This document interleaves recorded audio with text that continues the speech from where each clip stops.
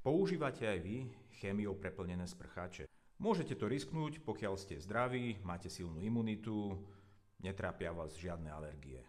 Dajte si ale pozor, či v zložení nie je SLS, čiže sódium lauryl sulfát alebo parabény, lebo tie vám budú vysušovať pokožku, dráždiť ju a skôr či neskôr prídu kožné problémy ako ekzémy.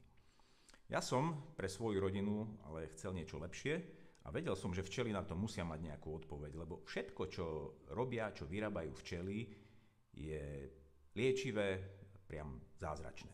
A práve preto som vymyslel toto.